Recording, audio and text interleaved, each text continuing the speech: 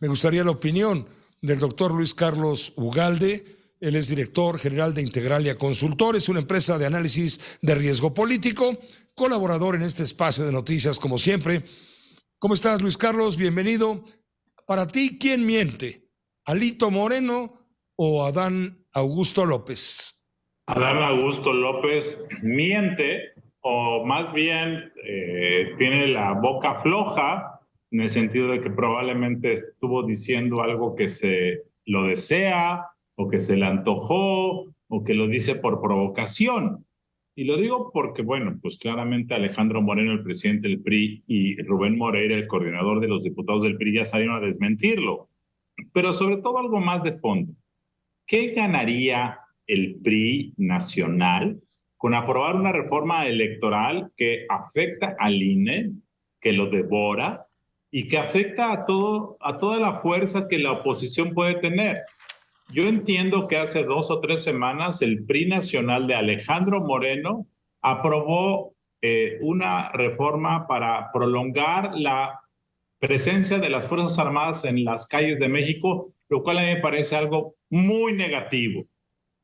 Pero ese es un tema que muchos han explicado como parte de un trueque, como parte de una negociación penal, política, pero en este caso particular yo no veo que gane el PRI, así es que si además el presidente del PRI y el coordinador de los diputados han dicho que no, yo no veo qué razón habría, de tal forma que me parece que esto es una provocación del secretario de Gobernación, y yo en lo personal, Pepe, no creo que vaya a haber esa reforma electoral. Sí puede haber, y lo está viendo ya, reformas legales parciales en materia electoral. Por ejemplo, esta semana se aprobó una reforma para disminuir el porcentaje de disminución de las prerrogativas de los partidos para pagar multas.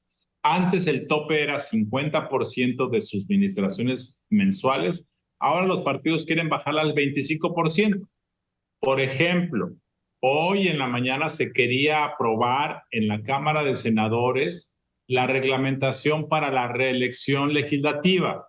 Se retiró finalmente y no se aprobó.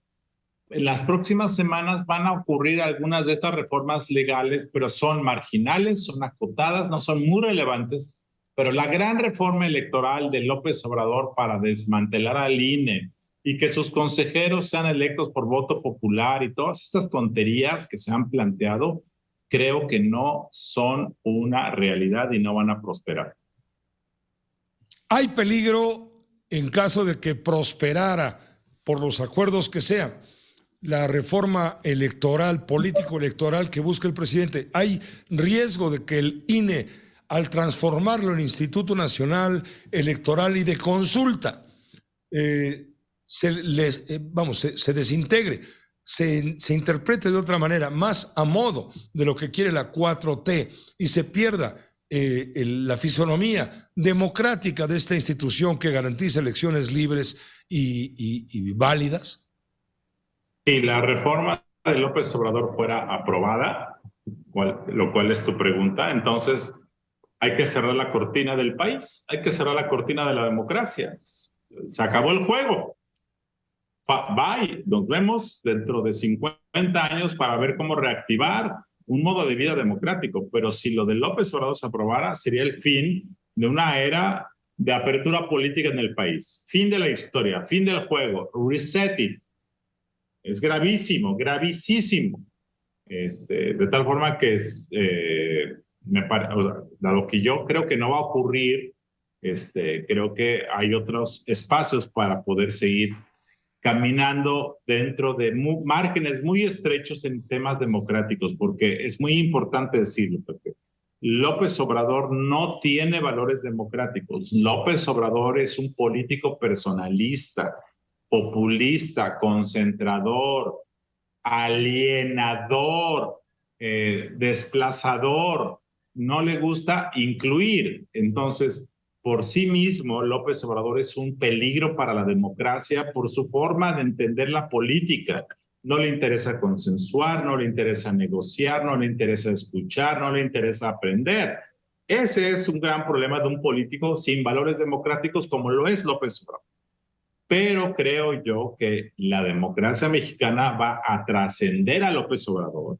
Vamos a empezar en 2025 con un nuevo gobierno, probablemente de Morena, quizá de otro partido, pero hasta hoy probablemente de Morena, y es lo más seguro que esa nueva persona que esté a cargo del Poder Ejecutivo comparta otros valores, esté obligado a otro estilo democrático, a otro estilo político, y entonces yo creo que las cosas podrán transitar hacia un esquema menos riesgoso.